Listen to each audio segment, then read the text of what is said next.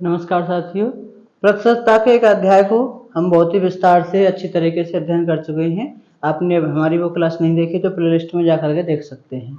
आज हम बात करेंगे ये क्वेश्चन जो मैंने लिख रखे हैं पहले से ही, ये सूत्र आपको 3 नोट करके रखे हैं, इनके विस्तार से चर्चा करेंगे। ये बताएंगे कि वृद्धि होगी तो कौन सा लगाना है, कमी होगी तो कौन सा लगाना है, और उत्तरोत्तर वृद्धि होगी तो क्या सूत्र लगेगा ये, और इन्हें याद करने की ट्रिक भी मैं आपको बताने वाला हूँ कि इन्हें बड़ी अच्छी से सरलता से लंबे समय तक कैसे याद रख सकते हैं। एक बार ऐसे याद करें कि कभी ना भूलें। तो चलिए शुरुआत करते हैं आज की इस क्लास की। सबसे पहले बात करते हैं कि अगर कोई वस्तु है और उसकी कीमत में x% की वृद्धि हो जाए तो उसकी खपत में कितनी कमी करें जिससे कि उसका खर्च जो है वो इतना ही रहे जितना पहले था। तो इसके लिए सूत्र लगाएंगे, जितनी वृद्धि हुई है वो बटे 100 प्लस x। अब यहाँ पे एक चीज ध्यान रखनी कि उसकी कीमत में क्या हो रहा है, वृद्धि, तो लगाना है प्लस, और उसकी कीमत में हो कमी तो लगाना है माइनस। ये ध्यान रखना है, ये इधर कमी नहीं, पहली वाली कमी और वृद्धि की उसकी कीमत में कितनी हो रही, कीमत की देखनी है हमें, खपत नहीं लगानी सूत्र में, हमें कीमत लगानी है। तो कीमत में अगर x% की वृद्धि हो रही है तो प्लस लगाएंगे, और x% की कमी हो रही है तो माइनस लगाएंगे। तो उसकी कीमत में x% की वृद्धि हो जाने पर खपत में कमी कितनी करेंगे, x/100 प्लस x गुणा 100, इतने परसेंट की कमी करेंगे जिससे खर्च पहले जैसा रहे। इस पे आधारित क्वेश्चन देख लेते हैं कि आपसे कह दिया गया किसी वस्तु की कीमत में 20% की वृद्धि हो गई, 20% की वृद्धि हो गई तो उसकी खपत में कितनी कमी करें, खपत में कितनी कमी करें कि खर्च पहले जैसा रहे। तो अब देखो सीधा सा यहाँ पे क्या देखना है कि क्या हो रहा है, यहाँ पे वृद्धि। इस तरीके से देखो, कभी नहीं भूलेंगे, अपना आपका क्वेश्चन गलत होगा। क्या हो रहा है यहाँ पे, वृद्धि, तो कौन सा फॉर्मूला लगेगा, प्लस वाला लगना है। कैसे लगाएंगे, x का मतलब क्या है यहाँ पे 20, तो 20/100 प्लस 20 और गुणा में 100, ये कितना हो जाएगा आपका 20/120 गुणा 100। इससे ये कट गया 6 बार, तो ये कितना आ गया आपका 100/6, और 2 से काट देंगे इसे, 50 बार कट गया, और ये कट गया 3 बार, तो ये आ गया आपका 50/3। इतना लिख सकते हैं। हम इससे भिन्न में चेंज करें इसे, तो 3 का भाग गया इसमें 16 बार, तो 16 सही 2/3% अगर कमी करेंगे खपत में तो खर्च पहले जैसा रहेगा। इस तरीके से सॉल्व करना है जब वृद्धि होगी तो। अब दूसरा क्वेश्चन देख लेते हैं कि जब कमी हो तो कैसे करेंगे, देखते हैं। जब कमी होगी तो ये वाला फॉर्मूला लगाना है, माइनस वाला। कैसे लगाएंगे, अब देखो यही क्वेश्चन है सेम, और आपसे कह दिया गया कि इस बार हो रही है 20% की कमी वस्तु की कीमत में। कमी किस में हो रही है, कीमत में। 20% की कमी हो गई तो खपत में कितनी वृद्धि करें जिससे कि खर्च यथावत रहे, यानी जितना खर्च था उतना ही रहे, बजट ना बिगड़े। कमी हो गई तो वृद्धि, खपत में वृद्धि कितनी होगी। तो यहां पे देखना है कि कीमत में कमी किस में देखनी है, कमी या वृद्धि, कीमत में। तो कीमत में कितनी कमी हो रही है, 20%। फॉर्मूला कौन सा लगाना है, माइनस वाला लगाना है। कौन सा, ये वाला, x/100 माइनस x, यानी 20/100 माइनस 20 गुणा 100। ये तो 20 है, और ये 100 में से 20 का कितना बचा, 80, और गुणा के 100। इससे कट गया 4 बार, और 4 से कट गया 25 बार, तो कितना आ गया ये 25%। कितनी कमी हुई इसमें, 25% की कमी हुई। ये हुई कमी और वृद्धि जब खर्च अपरिवर्तित रहे। इस पे क्वेश्चन जरूर बनता है पेपर में, बहुत बार देखा गया है कि इस पे क्वेश्चन बनता ही बनता है, लगभग मोस्टली दे देते हैं, कंफ्यूजन कर देते हैं आप लोग, लेकिन कंफ्यूजन ये रहता है कि प्लस लगाएं कि माइनस लगाएं।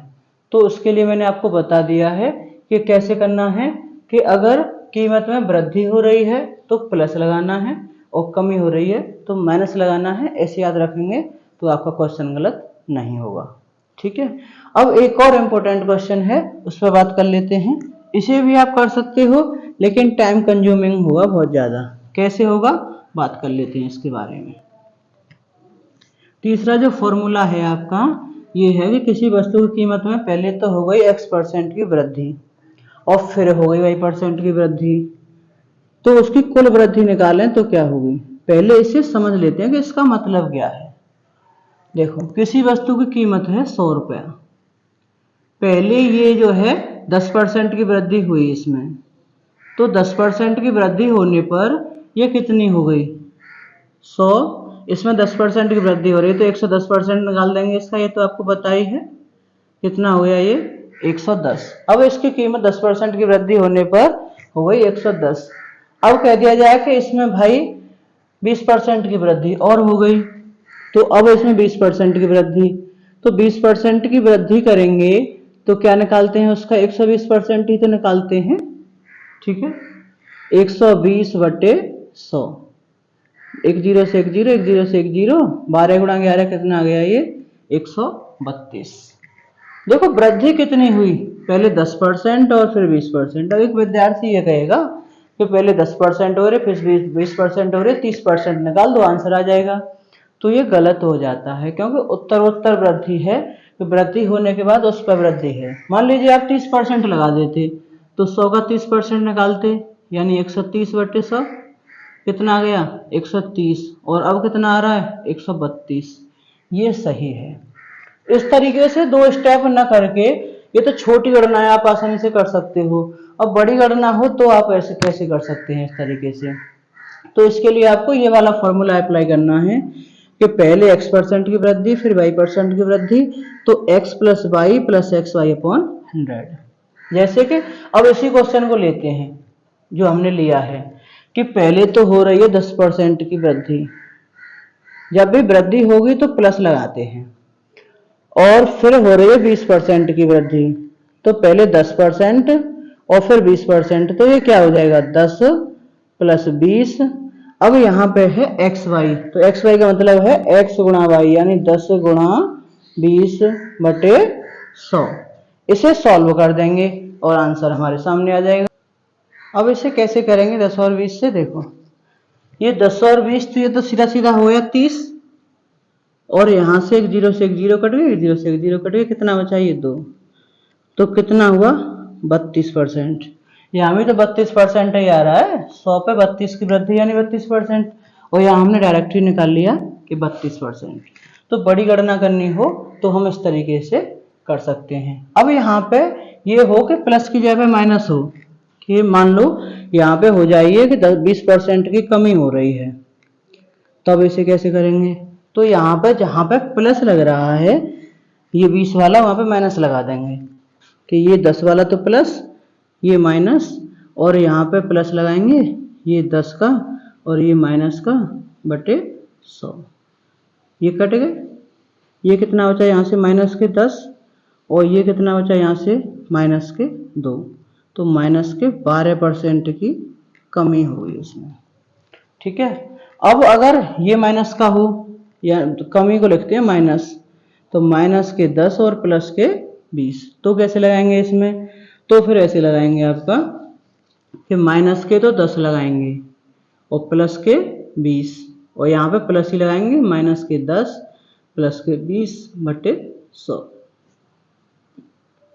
ये तो ऐसे कटेंगे, यहाँ से क्या बचा प्लस के 10, यहाँ से क्या बचा माइनस के 2 यानी 8%। अब इसका आंसर देखो प्लस में आ रहा है तो वृद्धि, माइनस में आ रहा है तो कमी। दूसरी बात, अगर दोनों ही माइनस के हैं, माइनस के 10% हैं और माइनस के ही 20% हैं, तो कैसे करेंगे, दोनों जगह माइनस लगाएंगे, माइनस के 10 माइनस के 20 और प्लस माइनस 10 माइनस 20 बटे 100, ये कटेगा।